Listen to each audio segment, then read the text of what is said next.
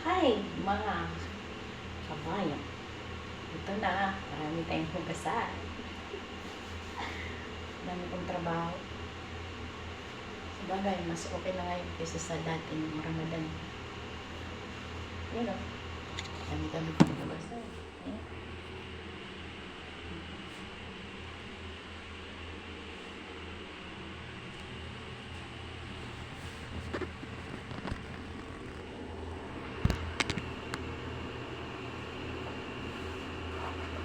Hugas-hugas tayo.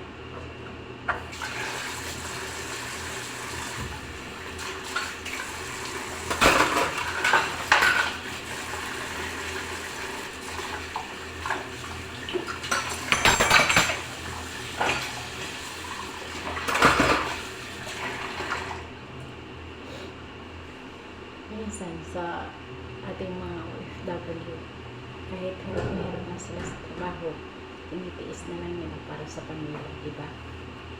Gaya ko, kahit magsi-50 na, tuloy pa rin. Sige, kahit pagod, sige lang. Para sa pamilya, para sa mga anak na nag-aaral.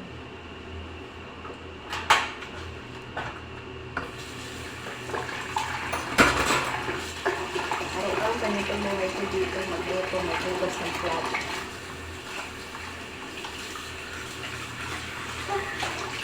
Pero okay na.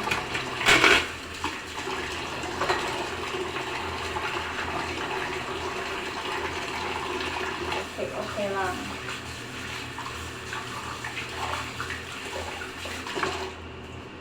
Sa dami ko naman.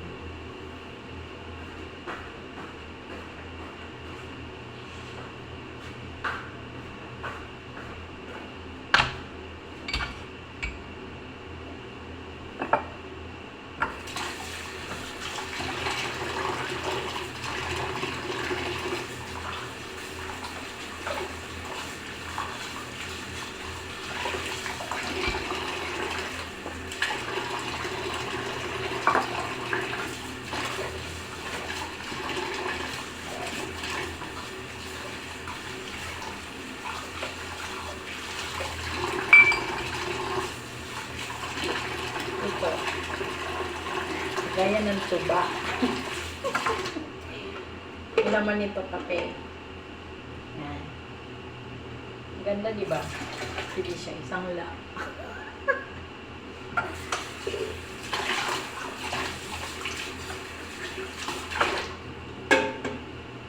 Parang sa kape lang at saka sa tea, umiikot yung mga buhay nila. Katulad din yung katulong, kaming mga katulong, mahilig din sa tsaa. Pag wala ng tsaa, magkape na lang. Ito, Arabic coffee.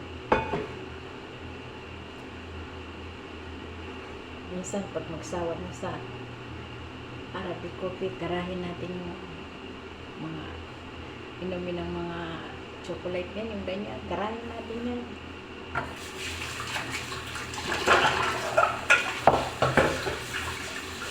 Galak ba? Galak ng mulay sa Android ba? Maraming trabaho, wala kang tulog na ayos. Minsan kahit gutom ka na, sige lang.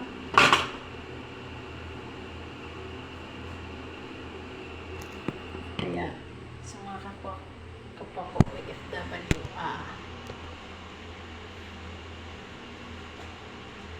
tuloy lang ang laban. Matatapos din yan.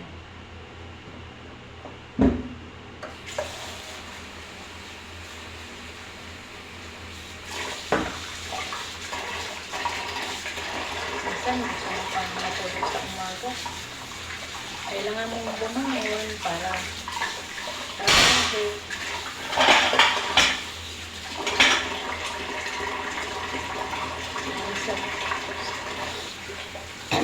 Everyday, ganun talaga lagi ang trabaho, mahirap.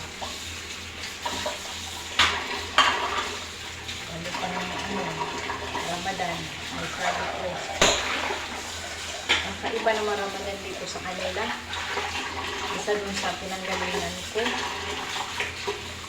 Tulog man ako doon ng madaling araw, gising ko pa rin 1:00. dito, tulog ka ng madaling araw, gising mo pa rin updated ka, kaya nga alas 10 bumaba ka na. Wala kang maayos ng tulog.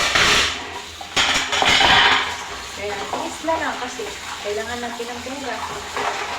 May pamilya tayo naging sa Pilipinas. Kailangan ng suporta. Kaya tiis lang. Sa mga OFW dyan na maraming pinapaaral. Kaya ko. Ano na yung Diyos naman kahit kapano. Unti-unti nang may napatatapos. Kaya, huwag muna tayong umasa. Marami tayong ipon. Walang ipon. Resibo.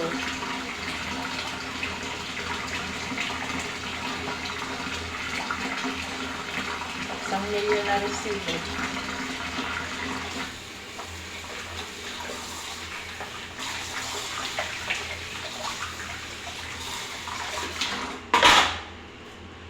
Hindi naman dinadampot ang pera dito sa abroad. Kailangan mong paghirapan talaga bago mo makukuha ang pera. Akala siguro ng mga nandiyan sa atin sa Pinas, yung hindi pa nakakaranas mag-abroad. Masarap ang buhay namin dito sa abroad. Madali ang pera, malaki ang pera. Hindi ah. Hindi. Mahirap din kitain ang pera dito. Yun nga lang, buo sahod mo, nahahawakan mo. Ito dyan sa Pilipinas, kinsenas katapusan ng sahod mo. Nagsahod ka ng kinsenas, 3 days, 4 days, wala ka ng pera, ubos na. Kasi, nandoon na minsan yung, di ba, yung maiwasan na, minsan meron ka mga binabayaran, mga nautangan ka. Kaya, para sa akin, trabaho dito sa abroad, i-compare ko dyan sa Pinas, kahit maliit lang ang sahod namin, at least buo pa rin nahawakan namin bago ipadala sa pamilya. Pero ako wala akong ipon. Kasi, ang pera ko lahat na sa pamilya ko. Mga nag-aaral mga anak ko. Eh, siyempre, pag nag-aaral ang mga anak mo, isipin mo na ng gastos yung pamasahe, baon, tuition fee, mga project, lahat na yun. Kaya ako dito nagtitira lang ng pambili ko lang ng mga personal kong gamit. Kaya sa mga OFW dyan na maraming sinusuportahan pamilya sa Pilipinas, Islam, patapos lang natin mga anak natin, mag-forward na tayo, uwi na tayo ng Pilipinas, huwag na tayo mag-abroad, nakakapagod. Ano na, sobra ng halos hindi ko na nakakasama yung mga anak ko habang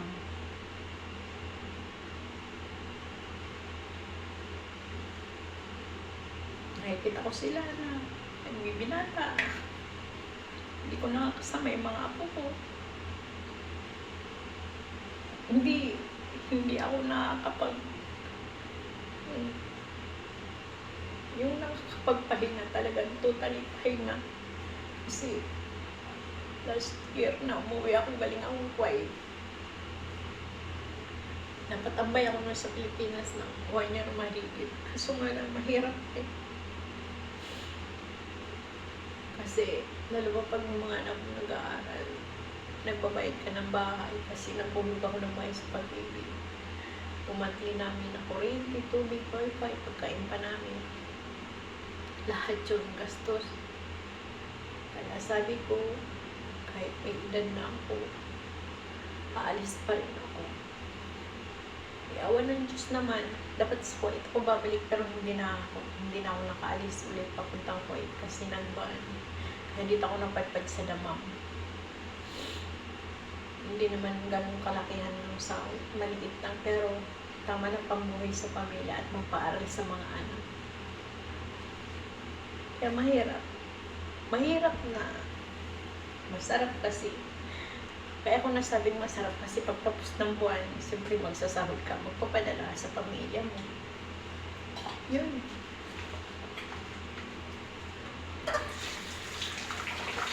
Ako kasi niisip ko lahat ko mga anak ko eh. Pamilya. Yun talaga ang priority ko talaga sa lahat. Kaya ako nag-abroad. Mga anak ko patapos ko mag-aaral. Suportahan ko sila ng yung kaya ko ibigay. Hindi ko na hinahangad na ay ibigay lahat-lahat. Importante yung mapatapos ko silang mapaaral. Ako nga kahit puro na paso-paso ang mga kamay ko. Ayan, mga paso yan ang oven, ng Ramadan, kaluluto. Ayan, kabila. Paso din yan ang oven, air fryer. Naiyak na lang ako minsan kasi siyempre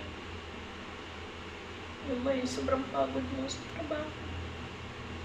Tapos halos na mamaganap yung kamay ko kasi mainit. Naghahawak ako ng tubig. Tapos nagmamadali ka magluto kasi siyempre kakain sila. Nagpa-fasting sila. Kailangan bago sila kumain lahat kumpleto na. Parang hindi mo kung ano ba ang yung nagmamadali ka lagi sa trabaho mo. Pero awa ng Diyos naman, nandiyan si Lord ang kagayad lagi sa akin. Kahit puyat ako, laban pa rin ako sa trabaho. Nagigising ako ng tamang oras, tutulog ako, basta pagod ako, tulog diretso sa kwarto.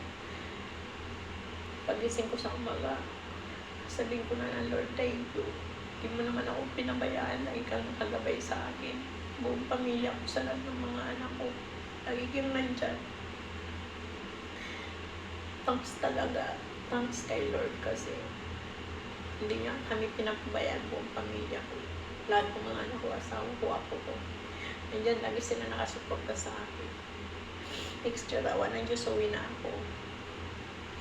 Sana makauwi ako ng buhay pa. Ganun, layo ako sa lahat ng disgrasya, sa lahat ng sakit, sa lahat ng karamdaman. Dasal na lang tayo lagi. Na sana lahat ng ating mga problema sa buhay na dinadala, matapos na yan lahat-lahat. Mabay na naiyak ako.